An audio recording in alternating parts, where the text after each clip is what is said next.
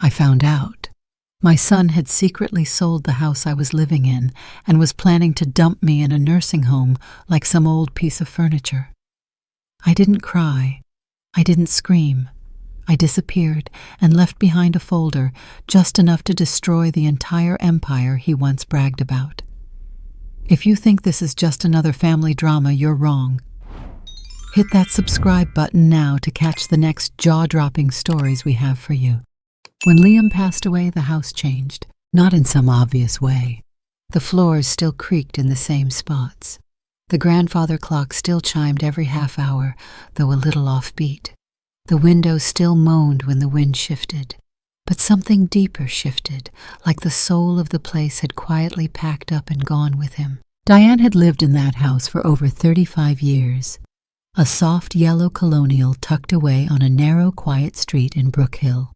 It used to be filled with warmth, with talk, with arguments and clinking glasses and half-laughs in the middle of cooking. But now it was just quiet. A sharp, hollow kind of quiet that made the ticking clock sound accusatory. Liam had died the way a man like him would quietly. One spring morning he'd gone out to prune the roses, humming as he always did something old and French from his father's record collection. She'd brewed tea, set out a plate of scones, waited by the patio door. When he didn't come back after 15 minutes, she knew.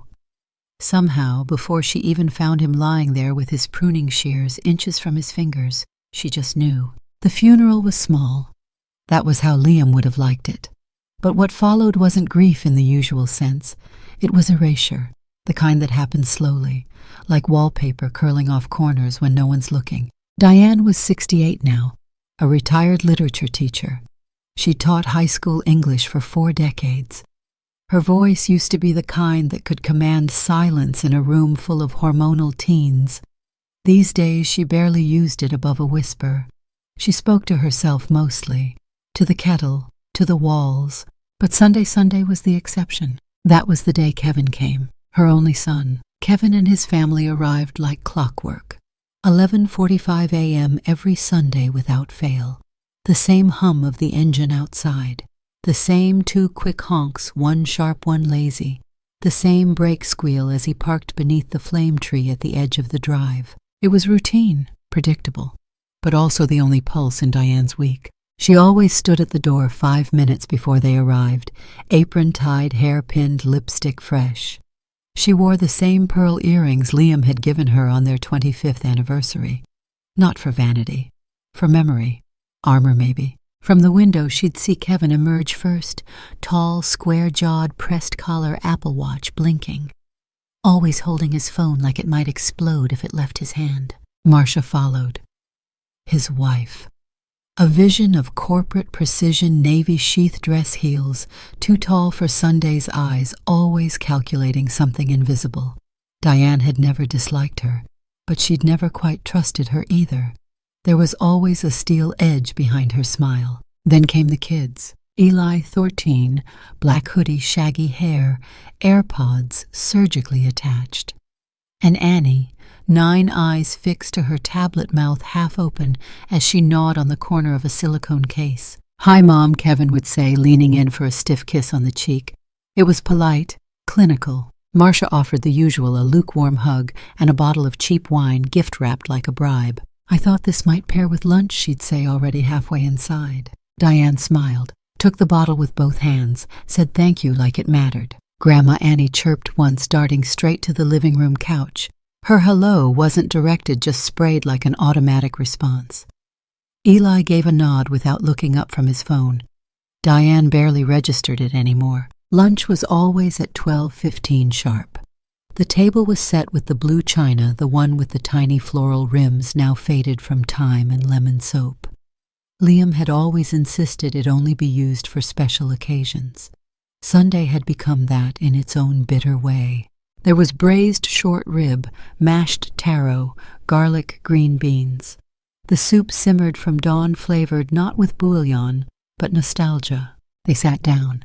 The dining room looked the same, but the air inside had changed. Diane tried. She always tried. "Eli, honey, I heard from Kevin you were coding something, a game." Eli barely shrugged. "It was just school. Nothing." "Oh, I thought Kevin said it was impressive. No one plays it. Kevin didn't look up.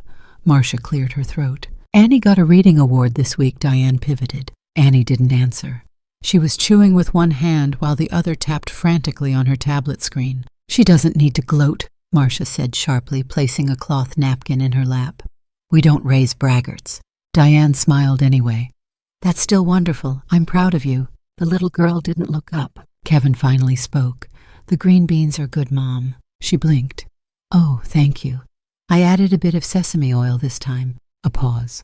Yeah, I noticed. But he hadn't. He was being polite. His mind was elsewhere, flashing with notifications, deals, articles, futures. Diane glanced across the table. Marcia was sipping mineral water like it was whiskey. Her lips puckered at the soup. Is it too salty? No, Marcia said too fast. Just a bit traditional. Diane laughed, but it cracked. Well, I suppose I haven't changed much. That's not a bad thing, Kevin offered, as though reading from a card. The meal passed in disjointed silence. Diane noticed that Eli had eaten only rice and none of the fish. Annie's plate was half full of untouched greens. Liam would have said something encouraged them to eat, joked with them. He would have told them how Diane had perfected that fish recipe after 3 failed experiments. But Liam wasn't here, and no one asked. After dessert, banana coconut pudding just slightly warm, Marcia stood up first. Thank you, Diane. Everything was lovely. I have a meeting in an hour, so we'll have to head out. Kevin followed, checking his watch. I'll load the kids. The children didn't resist. They never did. There was nothing for them here. No Wi-Fi strong enough. No space carved just for them. At the door, Diane wrapped her shawl tighter. It had gotten breezy. Same time next week, she asked, too hopeful. Kevin nodded. Yeah, probably. Marcia gave a quick thanks again and turned toward the car. Bye, Grandma, Annie mumbled without looking up from her screen. Eli didn't speak at all. He was already scrolling through TikTok as the car reversed, and then they were gone. The street went quiet again.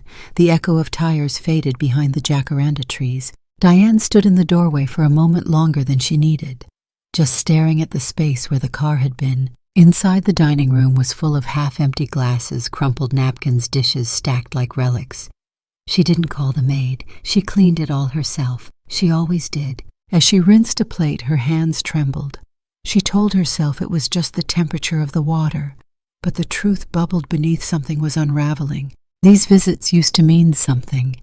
They used to be full of storybooks, spilled juice, Kevin bringing over photo albums to show her new layouts of their backyard. Now they felt like performance art, obligations dressed as affection. She dried her hands, walked slowly to the living room, sat in Liam's chair, picked up the book she'd been trying to finish for 3 weeks. But she didn't read. She just stared at the space across from her, the space where Liam used to sit. And in that moment, Diane realized something she hadn't let herself say aloud. Even when they were here, she was still alone. It started with a glass of water, not a metaphor, just a simple mundane act at 10:37 p.m. Diane couldn't sleep again. Her body had started doing this thing in recent years, where it let her fall asleep just long enough to believe she'd made it through the night, then yanked her awake at the exact time her husband used to return from his evening walks. She padded into the kitchen in her slippers, the hallway dimly lit by a soft amber lamp near the china cabinet. The house felt heavy, like it was holding its breath. She poured the water, sipped once, then heard it. Voices, low, fast, male and female. Kevin's voice, Marcia's too. She stopped. The sliding door to the study was partially ajar, just enough to let sound leak through. It was unusual. They never stayed this late after Sunday lunch, let alone came back in the evening. But tonight they were here unannounced, and they didn't know she was awake. She should have called out, should have said something, "Is everything all right?" Or even just coughed, stepped away, offered a presence. But some ancient maternal instinct told her to listen instead. I don't see why we're hesitating, Marcia's voice hissed. We've talked about this a dozen times. She doesn't even use half the space in this house. It's an asset just rotting under her. She's my mother, Marcia, Kevin muttered. And I'm not saying put her out on the street. I'm saying there are excellent assisted living places, luxury ones. Private suites, medical staff, a library. She can still knit or bake or whatever she does all day. But this house, Kevin, the market, is red hot. If we don't sell now, we're missing the window. Sell, Diane's hand gripped the counter, her knuckles turned white. Marcia continued, more controlled now. Look, you transfer the title. We clean it up, stage it. My guy can get us a listing within the week. I already talked to a developer who's scouting in Brook Hill. He's interested. We sell it for $2 million minimum. There was a pause. Then Kevin's voice low, reluctant. And what do we tell her? Nothing yet, Marcia replied too smoothly. We ease her into it. Start with the your safety matters talk. Then introduce the idea of the facility. Make it sound like it's for her. And then when it's time, we close. She'll go along with it, Kevin. She always does. Diane felt like she'd been slapped. Another silence. Then Kevin sighed. Okay, I'll talk to her. Soon. I just don't want her to tank our investment because of some nostalgia about wallpaper. Marcia snapped, her voice already drifting as they walked down the hallway. The sound of a door closing. Silence. But inside Diane's chest, something had detonated. She stood frozen, the glass of water still full in her hand. Her heart thudded in an irregular, panicked beat. For a moment, the world tilted. The granite counter, the humming refrigerator, her own reflection in the microwave door, hollow-eyed and pale. Her ears rang. Her son, her son, her son. He was going to sell her house. Not just sell it, erase her from it. Transfer the deed. Move her into some soulless, sterile room disguised as independence. Replace her kitchen with a breakfast bar. Turn her rose garden into a parking pad. Diane didn't cry. She didn't scream. She simply stood there motionless while the water glass began to tremble in her hands. And then slowly she walked back to her room and shut the door. The next morning she acted normal. She made coffee, toasted bread, flipped through a book she wasn't reading, smiled politely when Kevin appeared in the kitchen, phone in one hand, travel mug in the other. We're heading out, he said casually, not meeting her eyes. Just stopped in to grab Annie's jacket. She left it yesterday. Diane nodded. Of course. He paused. You sleep okay? She smiled, like a rock. Kevin smiled back, and for the first time she saw it. The nervous glance, the slight delay in his voice, the false warmth. A performance. When the door shut behind him, she let out a breath she hadn't realized she was holding. That day, something inside her sharpened. She didn't rage. She didn't collapse. She paid attention. She began watching Kevin in ways she hadn't since he was 6 years old and hiding stolen candy behind the curtains. She noticed the way his eyes flicked to his phone whenever she asked about work, the way he stiffened when she mentioned the garden, Liam's garden, that she still tended. She started checking the mail before the maid could get to it, and what she found startled her. Letters from banks she didn't recognize, legal envelopes marked confidential, even a glossy brochure from a senior care facility, Starlight Residences, with staged photos of smiling gray-haired people playing shuffleboard and doing water aerobics. A post-it on the back in Marcia's handwriting, Kevin, show this to her eventually. Eventually. That night Diane entered the study. She hadn't been in there since Liam passed. It still smelled faintly of sandalwood and printer ink. The drawers were locked, but Kevin was never particularly cautious. In less than an hour, she had a neat stack of documents laid out on the desk. Some she couldn't understand, but some were clear enough. Transfer of ownership forms, notarized, dated 3 weeks prior. Copies of their conversations with real estate agents. Offers from developers. She wasn't on any of the papers. No consultation, no consent. Just Kevin, just Marcia. Diane leaned back in the old leather chair, her spine pressed against memory. This was where Liam had edited their retirement budget, where they'd discussed college funds, where they'd argued about new curtains and later cancer tests and medication plans. And now it was being used to erase her. She didn't cry, she couldn't. She sat in the silence, documents spread before her like an accusation. And then with a clarity that startled her, she stood. She put the papers back exactly where she found them, turned off the light, and walked out. That night she slept. Not deeply, not restfully, but she slept. In the morning she brewed tea. Her hand was steady. Marcia called around 9:00 a.m., her voice overly cheerful. Hi, Diane. Just checking in. Kevin said he stopped by yesterday. Yes, Diane replied, staring out the window. He got Annie's jacket. There was a pause. Great. Well, we're having a crazy week, so Sunday might be a quick one, but we'll be there. Of course, Diane said. She hung up and looked at her garden. The roses were blooming early this year. She made a mental note to trim them and to start making copies. She didn't call him right away. Diane had his number scrawled on the last page of an old blue notebook, the kind Liam used to keep by his bedside table for crossword puzzles. She'd tucked it into the drawer beneath the reading lamp years ago, assuming she wouldn't need it again. But on Wednesday morning, 4 days after overhearing the conversation, she flipped to that page and stared at the faded ink. Victor Harrington Escray, Liam's old friend, their lawyer. The man who'd handled their first mortgage, their wills, and the adoption paperwork when Kevin was just a baby. Diane hadn't spoken to Victor in over 8 years. Still, when she dialed the number, he picked up after 2 rings. Victor Harrington speaking. His voice sounded older, but still smooth-clipped, like he could still take apart a deposition in his sleep. Victor, Diane said quietly. It's Diane Caldwell. There was a beat of silence, then a small, audible smile on the line. Well, I'll be damned. Diane, I haven't heard your voice since Liam's memorial. How are you? She hesitated. I need your help. Another beat, then a shift in his voice. Tell me everything. They met the next morning in his office on Oak Ridge Boulevard. Victor hadn't changed much, his silver hair now, fully white, his suits more relaxed but still tailored. He rose when she entered, gave her a long, warm look. You look good, he said.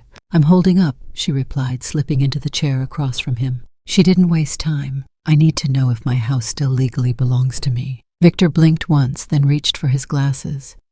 Did something happen? Diane explained carefully, calmly. Not everything, just enough. She told him she suspected that her son had transferred ownership behind her back, that papers had changed hands, that something was happening beneath the surface, something she needed clarity on. I haven't signed anything, she said, her voice firm. But I've seen documents, copies, deeds, and my name's no longer on them. Victor frowned. He turned to his computer, typing quickly. You said it's under the address on Sycamore Lane. Yes. He scrolled, clicked, then leaned back, his face turning grave. Diane. He turned the monitor toward her. There it was. Property owner Kevin Caldwell. Transfer date March 11th, 3 weeks ago. Diane stared at the screen. Her chest tightened, but she didn't look away. There's no co-ownership, Victor said quietly. No trust, no life estate. It's a clean transfer. You're not listed anywhere, not even as an occupant. But I never signed anything, she whispered. I never gave permission. Do you remember what you and Liam did with the house back in '92, that second mortgage? She nodded slowly. Victor kept reading. Looks like when you refinanced, you and Liam put the deed in both your names with survivorship rights. When he passed, it should have rolled to you automatically, but he clicked again. Looks like after his death, Kevin petitioned the city to issue a new title claiming sole heirship, which he can technically do if you didn't file a separate affidavit asserting joint survivorship. Did you? She didn't answer. She didn't remember. Liam had always handled the paperwork. After his death, everything had been a blur: funeral, family, frozen bank accounts. Victor sat back and sighed. He may have used a loophole. It's shady, but not uncommon. So it's legal, in the loosest sense of the word. Diane stared down at her hands, now twisted in her lap. Why would he do this, she asked, more to herself than to him. Victor hesitated. May I be frank? She nodded. You're being edged out. Quietly. Strategically. Like so many other women I've seen over the years, mothers, widows, caregivers, the moment they're seen as done, they're erased. You're being erased from your own legacy. His words landed like bricks. I want to see everything, she said finally. Every document. Every transaction. I want to know what they've done. Victor nodded. Then we start digging. Over the next week, Diane became a student again, only this time the subject was her own undoing. She began sorting through drawers she hadn't opened in years. Tax returns. Old bank statements. Liam's files still smelling faintly of ink and cedar. She pulled boxes from the attic, cracked open dusty filing cabinets, even rummaged through Marcia's old storage bins in the garage. She wasn't entirely sure what she was looking for, but she knew she'd recognize it when she saw it. And she did. First came the bank statements Kevin's mistakenly delivered to her mailing address last year. She'd shoved them aside at the time, thinking it was just a clerical error. Now she opened them. They were riddled with transfers, large withdrawals, deposits from accounts bearing strange names, C&L Holdings. Trident Futures, RKM Enterprises. She copied them. Then in Liam's old safe, still secured with the combination he'd made to match their anniversary, she found something stranger. A printed spreadsheet. Dozens of names, numbers, ticker symbols, Bitcoin, penny stocks, ICOs. Terms she didn't fully understand, but enough to know this wasn't simple investing. She made a call to Victor. He took one look at the documents and frowned. This isn't a portfolio. It's a shell game. These are offshore investments, risky ones. He flipped through another sheet, and here this one's not even in Kevin's name. It's under the business Marcia registered last spring. What business? Victor looked at her. A consulting firm. Registered under Marcia's maiden name. Just a shell. Diane felt something inside her collapse. So it wasn't just Kevin. It was both of them. The last blow came from the credit bureau. Victor had contacts, and one of them pulled a recent credit report linked to Diane's name. It showed 2 attempts to open lines of credit. Both denied. Both within the last 60 days. They tried to open credit cards in your name, Victor said grimly. But the applications were rejected due to age and income instability. Why would they? He didn't answer. He didn't need to. It wasn't about the cards. It was about preparing for full control, consolidating power, marginalizing her. Piece by piece, Kevin and Marcia had begun carving her out of her own life. Not loudly, not with shouting or ultimatums, but quietly, legally, paper by paper. Victor placed a hand gently on her wrist. You're not powerless, Diane. You still have options, but you need to decide what you want. She didn't respond. She sat in silence, staring at the wall. It was covered in degrees, certifications, awards. Victor had been her husband's lawyer, her son's godfather, and her friend. And now he was looking at her the way a doctor might look at a patient with a tumor that had been missed for too long. You've been generous, he said finally. But generosity without boundaries becomes permission. They're counting on your silence. Diane's lips parted. Her voice emerged hoarse but steady. Then maybe it's time I stop being silent. Victor gave a slow nod. There's the Diane I remember. That night she returned home with a briefcase full of copies. She went into the study, turned on the lamp, and laid them out in perfect rows. Bank records, real estate documents, the offshore spreadsheet, emails, dates, stamps, names. Evidence. It didn't feel like revenge. It felt like clarity. She wasn't a woman preparing for war. She was a mother documenting her own disappearance and deciding for the first time whether she'd allow it to happen. The clock ticked softly in the hall. Somewhere in the city, her son was probably sitting at his desk, drafting emails, skimming headlines, waiting for deals to bloom from numbers. He had no idea that his mother was preparing a counteroffer, and this time she would not be erased. She didn't sleep, not even a little. She lay in bed, eyes wide open in the dark. The ceiling above her, a slow breathing void.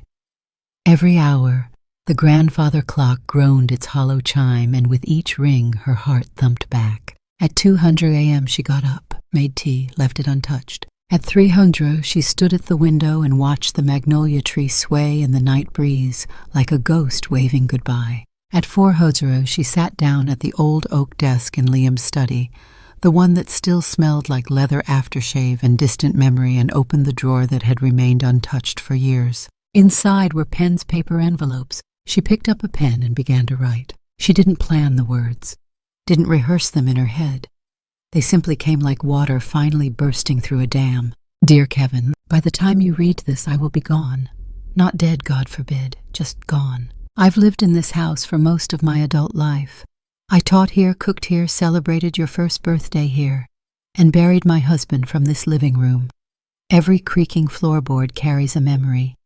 Every crack in the wall a story. But lately I felt like a guest inside those stories. Like I've overstayed my welcome in my own life. I know about the transfer. I know about the loans. I know about the senior home brochures. And I know you didn't tell me not because you forgot, but because you didn't want to deal with what my presence represents a weight. An obstacle. Something to manage. It hurt, Kevin, more than I can ever express in words. But here's the truth, I'm not angry. I'm not even disappointed. I just finally understand. Understand where I stand. And where I no longer need to stay. You and Marcia have your lives, your ambitions, your strategies, and I have my breath, my body, my stories. So I'm leaving before I become a ghost that haunts these walls, waiting for permission to matter again. On the desk is a folder. It contains every document I found copies of transfers, investments, and offshore accounts. I suspect even Marcia hasn't told you about. You may need it one day, or not. That's up to you. As for me, I'm not running away. I'm walking towards something. Because when a door closes, it's only because I needed to open one for myself. Don't come looking unless you're ready to knock on that new door without trying to take the hinges off. Take care of your children.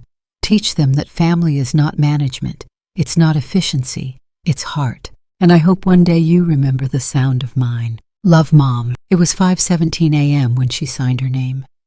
Her hand didn't shake once. She slipped the letter into a plain envelope, wrote Kevin on the front in bold, deliberate ink, and placed it on top of the thick manila folder full of everything Victor had helped her compile. Then she stood, looked around, the study, the hallway, the living room with its threadbare rug, and the dent in the armrest where Liam used to fall asleep with a book, the kitchen that smelled like oranges and basil in memory. She wasn't coming back. She went to her room, opened the suitcase she had packed in silence the night before, and zipped it shut. By 600, she was dressed in a charcoal coat and low heels, hair pinned, face calm. She called a cab, didn't ask Kevin or anyone to take her. She didn't want farewells, didn't want explanations. The cab pulled up outside just as the sun broke the horizon. Light touched the front porch like an afterthought. Dew still clung to the rose petals Liam had planted 23 years ago. She paused at the threshold. One last inhale, then she locked the door, slipped the keys through the mail slot, and left. The bus terminal was already buzzing. The kind of anonymous movement Diane had always found oddly comforting, people coming, going, bustling with purpose. No one looking at anyone too long, no one asking too many questions. She bought a one-way ticket. The girl at the counter asked, "Just you?" "Yes," Diane said, "just me." Her voice didn't crack. Platform 4 was quiet. The 6:30 a.m. to Meadow Ridge Valley wasn't a popular line. Perfect. She boarded early, found a window seat, placed her suitcase in the rack above. As the engine roared to life, she stared out through the glass. Her neighborhood was far behind now, but in her mind's eye she could still see it. The porch light, the jasmine vines, the cracked sidewalk Liam always said he'd fix but never did. Her hand moved to the pocket of her coat.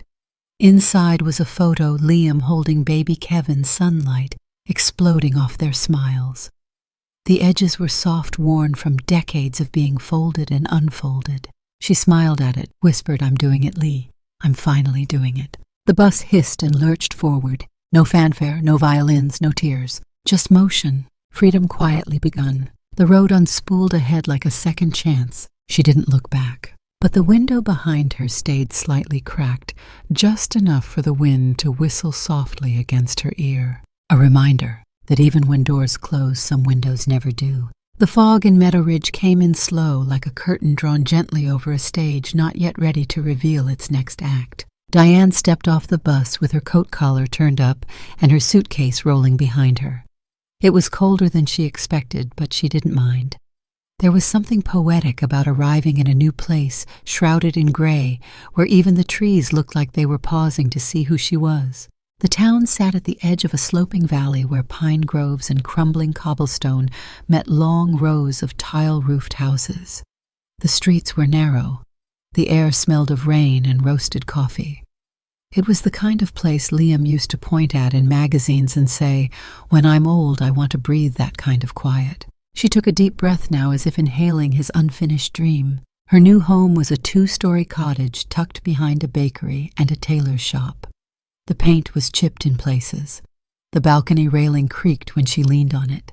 The kitchen faucet sputtered, but the windows faced east and let in morning light.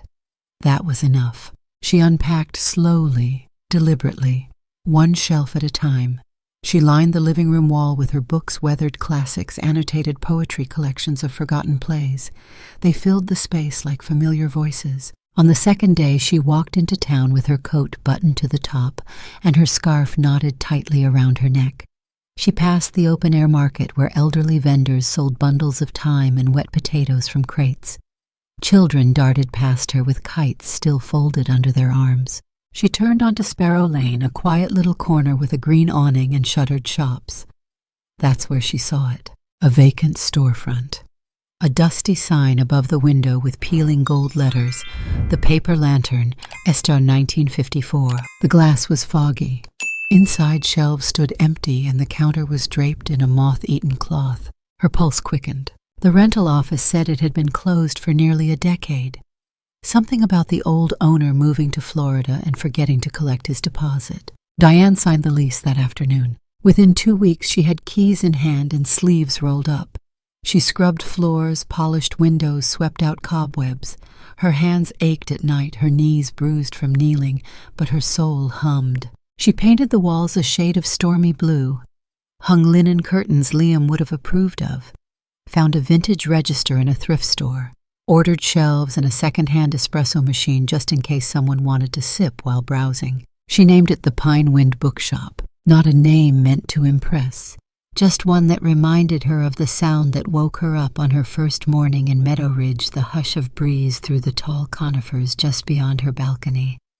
It sounded like breathing, like memory, like home. The first customers came slowly. A retired schoolteacher named June who insisted on paying an exact change. A young mother with a baby strapped to her chest, asking if Diane carried picture books that weren't all about talking animals. A wiry man in his 70s who claimed he once punched a famous novelist in a bar. Each brought stories. Each left something behind: a question, a laugh, a scrap of conversation. Diane began to collect them the way she once collected student essays. Across the street was a little cafe called Bitter and Bloom, owned by a man named Norman Beck. People called him Norm. He was 62, had run the place for almost 20 years, and wore suspenders like a badge of honor. His coffee was bitter, his pastries dry, but his heart, Diane would learn, was soft as wet bread. They became friends in the way older people sometimes do, without needing labels or schedules. Just warmth, proximity, and quiet companionship. "You used to teach," Norm asked one morning, wiping his hands on a towel. "English literature. Bet you ruined a lot of kids' weekends." She laughed. "Only the lazy ones." Norm came by the shop every Thursday morning carrying 2 cups, one for her black with a touch of cinnamon. He never stayed long, just leaned against the shelf near the classics and chatted about weather headlines and local gossip. Sometimes they argued over syntax. Sometimes they sat in silence watching the pine branches sway. He introduced her to his friends, an odd little circle of retirees who met every Saturday morning for what they called the Lost Chapters Club. They read short stories, argued about endings, and took turns bringing pastries. At first, Diane sat in the back just listening. Then one morning someone mentioned a book she knew by heart, The Awakening by Kate Chopin, and she spoke up. From that moment she was one of them. They laughed louder when she was there, stayed longer, brought wine instead of tea. One Sunday afternoon, as rain tapped against the roof and jazz played softly from a speaker in the corner, someone asked Diane, "Have you ever written anything of your own?" She hesitated. No, she lied, nothing serious. But that night she opened her old journals, the ones she hadn't touched since Liam died. She read through pages filled with scribbled grief grocery lists, dreams, half poems. And then she opened a blank notebook and wrote, "A door closed the night I learned my son no longer saw me as a person, but as a placeholder." She paused, let the silence settle around her, then continued. "This is the story of a woman who was erased and how she remembered herself. She didn't stop for 2 hours. The words poured out of her, clipped, raw, unpolished. She wrote about the sound of Kevin's voice when he thought she wasn't listening, the taste of betrayal, the hollow inside her chest the night she realized she'd been written out of her own home. But she also wrote about the fog on her first morning in Meadow Ridge, the pine-scented wind, the woman at the market who gave her too many cherries and refused payment.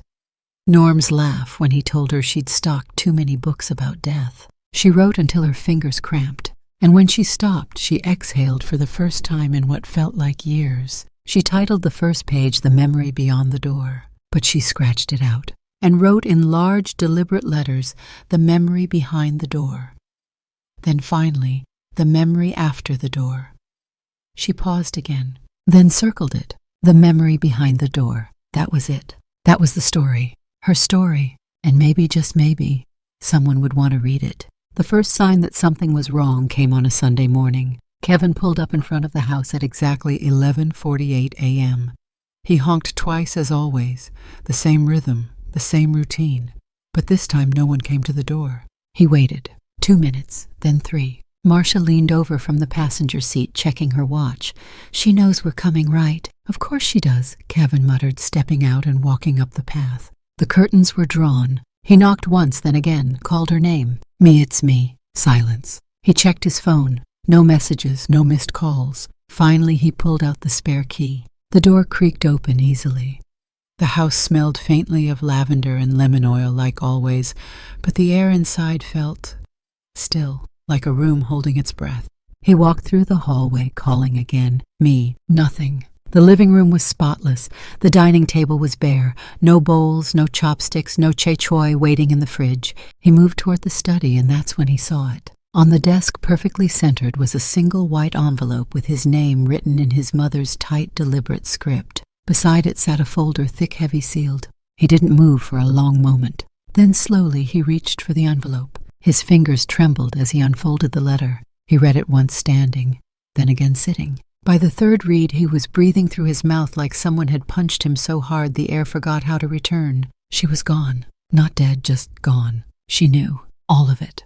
The property transfer, the investments, the nursing home brochure, the lies. She knew everything, and she didn't even yell, didn't argue, didn't threaten to sue. She simply walked away. That was what gutted him the most. Not the fact that she left, but that she did so without needing to explain herself twice. When Marcia found him 20 minutes later, he was still staring at the letter. "What is it?" she asked, impatient. He handed it to her in silence. She read it with her lips pressed in a tight line. When she finished, she looked at him, then picked up the folder. She flipped it open, scanning documents, bank statements, paper trails, screenshots of messages, names of shell companies, a full breakdown of every account they'd created in her name. "You kept this stuff in here?" she asked, voice hardening. "No," Kevin said numbly. "She found it, all of it." Marcia closed the folder slowly. "When did she leave?" "I don't know." "Do you know where she went?" "No." There was a pause, a long one. Then she stepped back. "You used her name for investments." Kevin looked up. "She was going to live here alone forever. It was just sitting there." "You used your mother's name." Marcia repeated each word louder. "For illegal financial bets, offshore accounts. You forged her signature on property paperwork." "Kevin, what the hell were you thinking?" "I didn't forge it," he snapped too quickly. Marcia stared at him. "You think this is a debate? You leveraged your inheritance before she even died. You gambled with her house, our house now, and you lost." "I didn't lose anything yet." Yet she shouted, "Are you listening to yourself? This isn't some startup that tanked. This is your mother, Kevin. Your mother." He stood, voice rising. "You were the one who said the market was hot. You were the one who pushed for the title transfer. I never said to forge legal documents." "You didn't have to," he shouted. "You just smiled and nodded every time I said something risky and called it bold. You wanted the money just as much as I did." Her face froze. There it was. The truth neither of them had dared say. And it was poison. 2 days later, the first letter from the bank arrived. Then another. Then a call. Then a red-inked envelope marked urgent final notice. Kevin didn't tell Marcia. He just poured himself another drink and opened his laptop, refreshing his investment portfolio every 10 minutes, like it might heal itself. The losses were brutal. The SEC had cracked down on half the crypto shells he'd thrown money into. The rest had frozen withdrawals. One account, an unlicensed derivatives fund, was under investigation for laundering. The bank, now unable to verify any living co-owner of the property, began the process of reclaiming the house. They called it collateral rebalancing. He called it the beginning of the end. When Marcia finally saw the foreclosure notice, she exploded. "You said you had it under control." "I did." "No, you didn't," she spat. "You risked everything. Our names, our credit, our reputation. Your mother for what? A 6-figure payoff that never came." He didn't answer. "You want to know why I married you?" she said suddenly. He looked up. "Because you were the kind of man who didn't take shortcuts. You were boring, solid, safe. I'm sorry that I tried to be more than boring." "No," she said coldly. "You're not sorry. You're scared.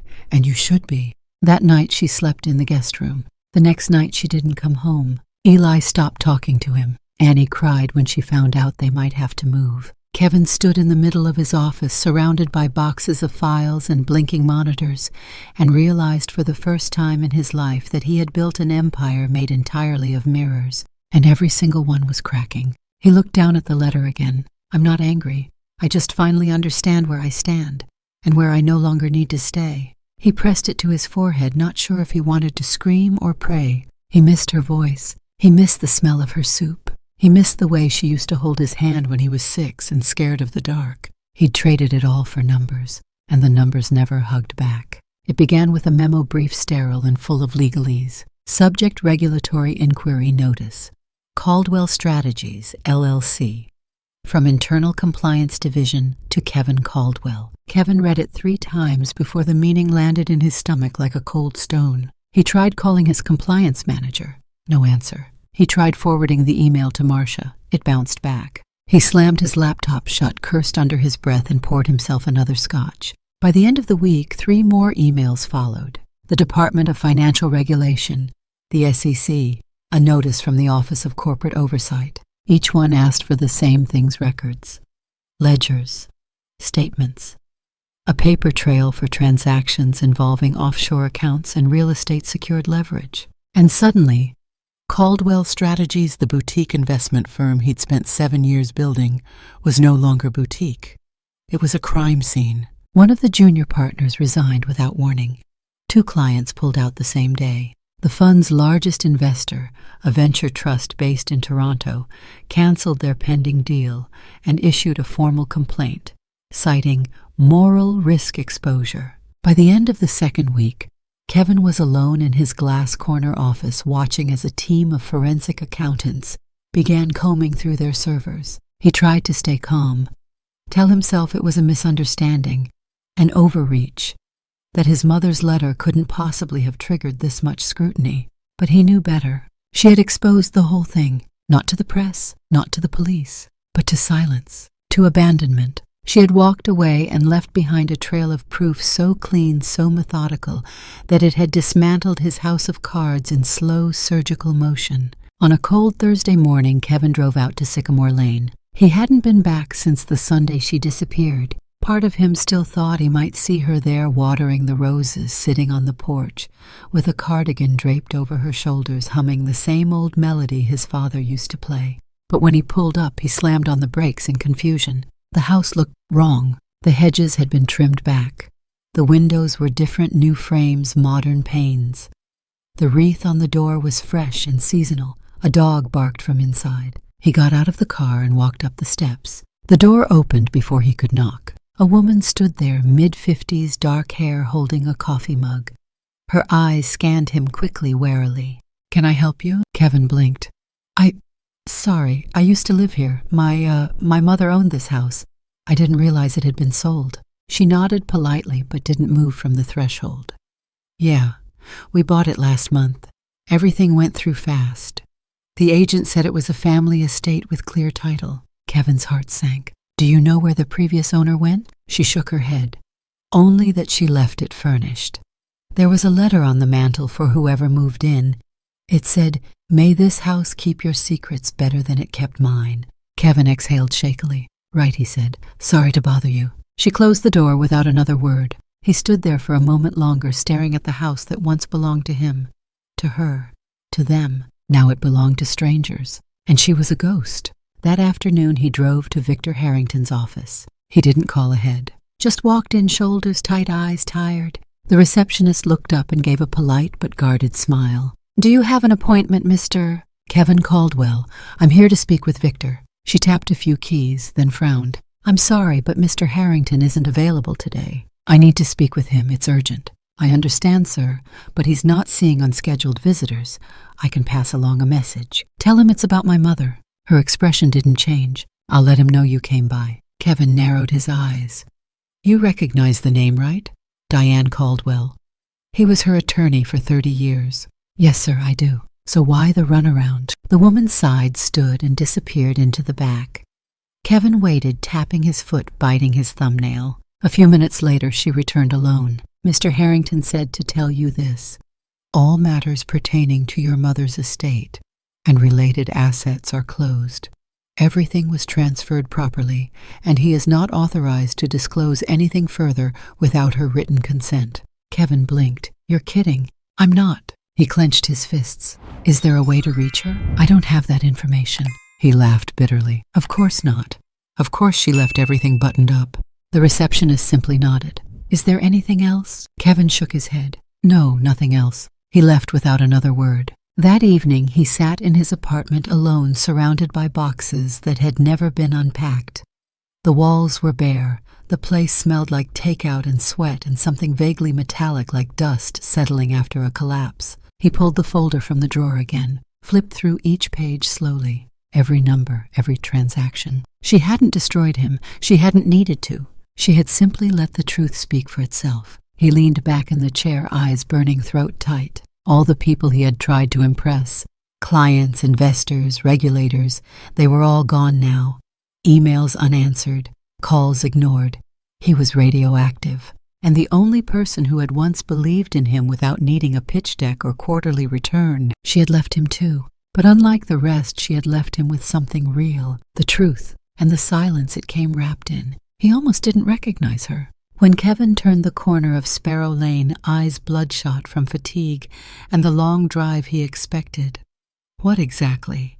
An old woman in a shawl sitting behind a dusty cash register, a ghost of someone he'd left behind. Instead, through the wide glass window of the little bookshop with its weathered sign, the Pine Wind bookstore, he saw her.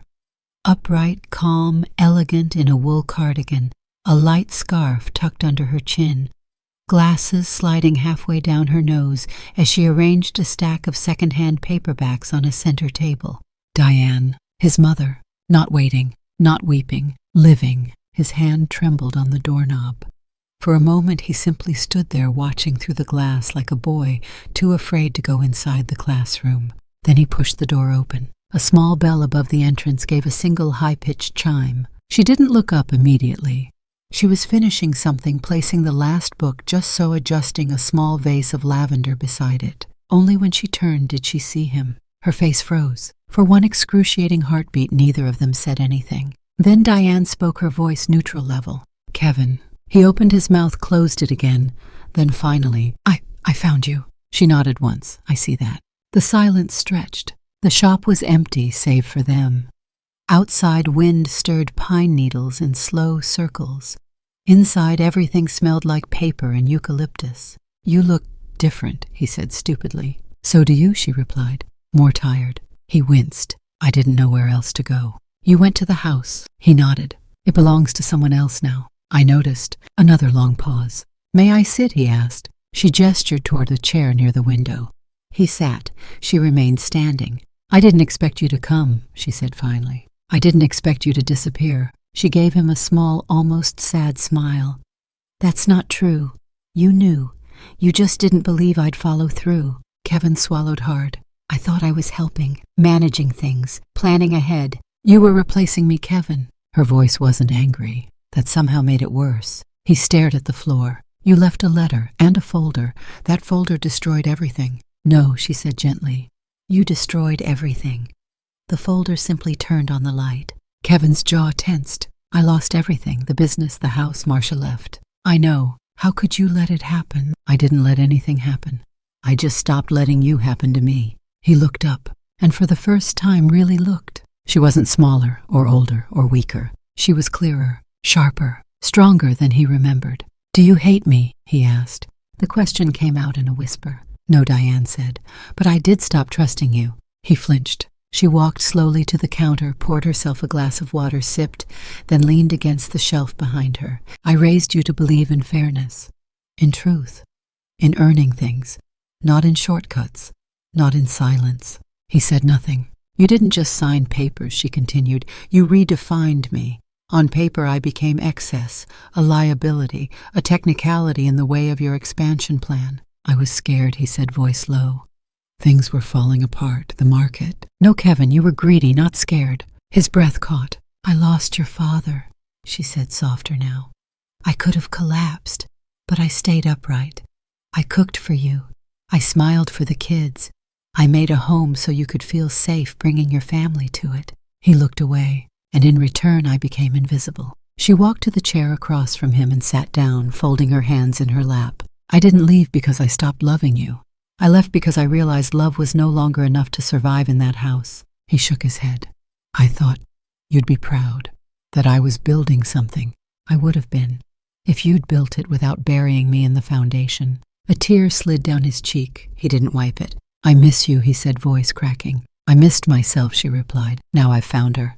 They sat in silence. Eventually she leaned forward, her voice softer, more fragile. I didn't leave you, Kevin. I left the role you assigned me, the silent mother, the pliant grandmother, the ever-giving, never-questioning presence in the corner of your life. He blinked. I didn't raise you to treat people that way, and I certainly didn't raise myself to accept it. He nodded slowly, eyes brimming. Can I come back? Can we try again? Diane gave a long, weary breath. I'm not returning to that life, she said. But this, she gestured around the bookstore, this door is open. To visit, to talk, to learn each other again. Kevin nodded.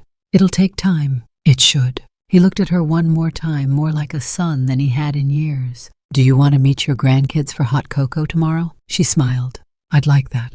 The rain came soft and steady that evening, brushing the rooftop like someone whispering apologies they couldn't say aloud. Inside the shop, Diane boiled water in the little copper kettle she used only for special guests, when the visit required quiet, not performance, not presentation, just presence. Kevin sat on the faded love seat by the window, arms folded tightly. A man twice folded in on himself. He hadn't spoken much since their encounter earlier that day, just watched the light change across the floorboards like it meant something. Diane poured the tea, jasmine his favorite, though he probably didn't remember. She handed him the cup without a word and settled across from him in her reading chair. No clutter on the table between them, just a framed photo she'd pulled from her desk drawer. Kevin, at 8 years old, grinning with front teeth missing, holding a copy of Treasure Island upside down in bed, a flashlight clutched in his fist like a sword. He stared at it for a long time, then laughed, but it cracked into something else, something wetter. I remember that night, he whispered, voice tight. You caught me at like 2 a.m., still reading. I thought you'd be mad. I was, Diane said softly, but only because I was proud. Kevin wiped his eyes with the sleeve of his jacket. I used to think I had something to prove to you, he said. Like you'd only be proud of me if I built something big, something shiny. I was already proud, she replied. You just stopped seeing it. He looked up. I don't know how I got so far from that boy in the picture. I don't know when I started, playing roles instead of being a son. She let that sit, then reached for another photo from the small stack beside her chair. Kevin as a teenager, crouching in the backyard with grease on his hands, fixing a busted lawnmower just to prove he could. His expression fierce, determined, kind. You didn't become someone else, she said. You just stopped letting me see who you were becoming. He let the silence take him. Then slowly, carefully, Diane spoke again. There's something I never told you, she said, staring into her cup. Kevin looked up. When you were 7, you took one of my books, Great Expectations. You'd pulled it off the shelf while I was asleep, snuck under the covers, and read all night. You didn't understand half of it, but you underlined words like shame and fortune, as if you knew they'd matter someday. Kevin exhaled, almost smiling. I never told you that because I didn't want to scare you into self-consciousness. I wanted you to keep reading, keep stealing from the world without asking for permission. She leaned back, her eyes brighter now. You were a child who borrowed stories to make sense of his world. Now you've written one of your own. Messy, complicated, but it's still yours. And I want to read that man, not judge him, not fix him, just finally see him. Kevin lowered his head and wept, the kind of cry that didn't ask to be consoled, that simply asked to be witnessed. Diane didn't move, didn't interrupt, just let it happen. Let the years of silence, expectation, guilt, and detachment drain out of him in quiet sobs that filled the shop louder than any storm. After a long time, he looked at her. I don't deserve to be here. She didn't flinch. No, she said, you don't. He blinked. But neither did I deserve to disappear from my own life. And still here we are. Sometimes healing isn't about deserving. It's about choosing. He looked around the shop shelves full of stories, journals stacked by the counter, that tiny bell still hanging above the door. I know you won't come back. No, she said. I know you won't pay off my debts or fix what I broke. I won't. He nodded. Then why am I here? She leaned forward. Because I forgive you, and because I miss my son. He broke again, this time silently. Stay for a few days, she said gently. No promises, no fixing, just tea in the morning, books, walks maybe. He swallowed. I'd like that. She rose and walked over to him, placing a soft hand on his shoulder, the first touch between them in years. You're not here to be rescued, Kevin, she said. You're here to remember that you weren't lost, just unread for a while. He nodded, the ache in his chest finally loosening. And for the first time since childhood, Kevin Caldwell allowed himself to be quiet, to just sit, to just be seen, to just be forgiven. The sale didn't take long. Kevin liquidated what was left of the condo in the city, the broken-down Lexus, the unused wine club membership, the office furniture he'd once chosen with the same care as a wedding registry. Everything went piece by piece until his life was no longer paved with leather and chrome, but with second-hand promises and overdue reckonings. He didn't fight the loss. He welcomed it. It felt honest. He moved his family to Meadow Ridge at the start of spring. The air still carried the bite of winter, but the mornings were softer, more forgiving. Marcia said nothing the entire 6-hour drive, just stared out the window, their 2 kids asleep in the back seat. Their new home was small, 2 bedrooms, a porch that leaned slightly to the left, a heater that rattled like it had anxiety, but it had light. It had air, it had enough. Marcia got a job helping manage the town's flower market. Kevin took shifts at a community outreach center. He handed out meal bags, taught budgeting basics to teenagers, swept floors with aching shoulders, and the kind of humility that no MBA could manufacture. They didn't talk about the past, not much. But they did eat together, every night. One evening, a week after their move, a small envelope appeared tucked into Diane's mailbox. The handwriting was careful printed in neat blue ink. She opened it with the gentleness reserved for glass. Dear Grandma, I read your book. Mom said I wasn't old enough. Dad said it was complicated. But I read it anyway. I think it made me grow faster. I like how you wrote about doors, about leaving, about coming back. I want to learn to write like that. Can you teach me, love, Day? P.S. I liked the part where the woman said pain is a terrible editor, but it makes every sentence matter. Diane folded the letter slowly and placed it beside her tea. For a long time, she simply sat with it. Then she went to the back of the store and pulled down a slim, cloth-bound volume, her own first journal. The one she hadn't opened in 15 years. She reread the opening page. Write something worth rereading. Even if no one ever does. She smiled. Dee, she whispered. Looks like someone did. By summer, the Pinewind bookstore had outgrown its name. Locals began calling it something else, the House of Memory. Not because it sold history, but because it felt like one. There was a small blackboard outside where quotes from novels changed each week. Dee was in charge of those now. She wrote them in her favorite purple chalk. Every Tuesday, Kevin helped restock the children's section. Every Thursday, Marcia brought flowers to the front window, rearranging vases with a grace Diane had never seen in her before. And every Sunday afternoon, 3 generations of Caldwells gathered behind the counter. Diane with her tea, Kevin with a worn paperback, Dee with her notebook open, and little Eli asleep on a pillow made of old jackets. They didn't talk about courtrooms, or banks, or lost homes. They talked about books, about the quiet ones that sneak up on you. The ones that change you by line 3. The ones that teach you how to come back from being lost. Kevin still carried debt. They still rented. They still had far to go. But they were here, together. Not because forgiveness fixed everything, but because they finally learned it didn't have to. The award letter arrived on a Tuesday. It came by post. Real post, not email. The envelope was cream-colored, thick as promise, with a gold-stamped emblem on the back, the National Literary Guild. Diane held it between her fingers for a long while before opening it. Her hands didn't tremble, but her breath caught somewhere in her throat as if memory itself had tightened its grip around her lungs. She opened it with a letter opener passed down from her grandmother. Read the words once, then again, lips pressed into a line so thin it barely existed. Then she smiled. But it wasn't triumph. It was release. The auditorium wasn't grand, but it was packed. Wooden floors, velvet drapes, rows of folding chairs filled with authors, editors, and literary hopefuls who looked like they'd been living off black coffee and existential dread. Diane stood backstage wearing the same dark blue dress she wore when Liam accepted his retirement award 15 years ago. She touched the pendant around her neck, her mother's old fountain pen hollowed and polished into a necklace charm. Kevin sat in the front row, Marcia beside him. Dee, in a white blouse and navy skirt, clutched a copy of the winning book so tightly the corners had curled. Even little Eli sat still, eyes wide, as if knowing this moment wasn't meant to be interrupted.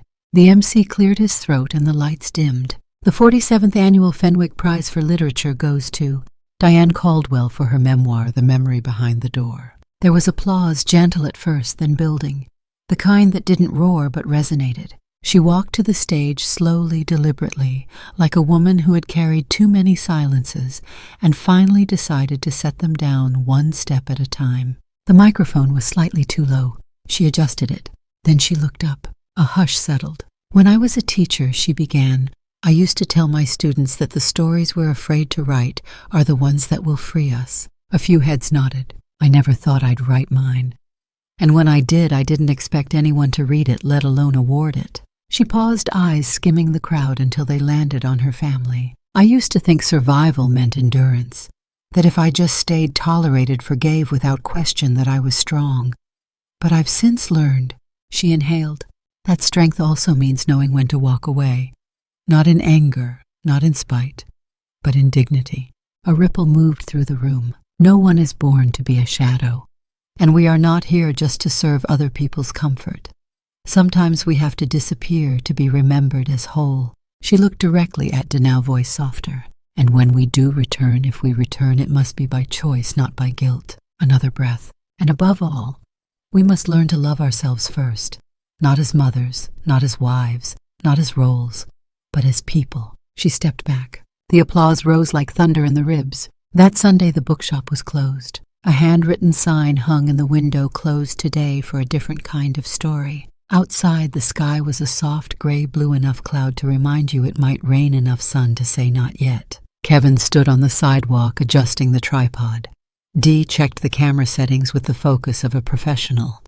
Marcia fussed over Eli's collar while Diane arranged a small bouquet of lavender and rosemary in the wooden flower box beneath the shop's front window. "I feel like we're in a movie," Kevin muttered. Dee grinned.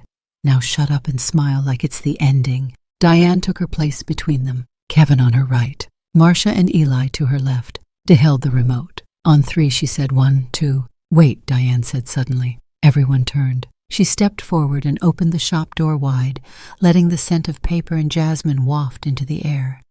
Then she turned back and stood in the doorway. The space behind her, rows of stories, lives, truths, framed her like a cathedral. Dee smiled. "Perfect." The shutter clicked. Once, then again. In the photo, they didn't pose, they just were, together. No debts paid in full, no apologies polished to shine. Just a family with lines on their faces and ink on their hands, smiling, not because everything had been fixed, but because they'd finally stopped hiding behind the door.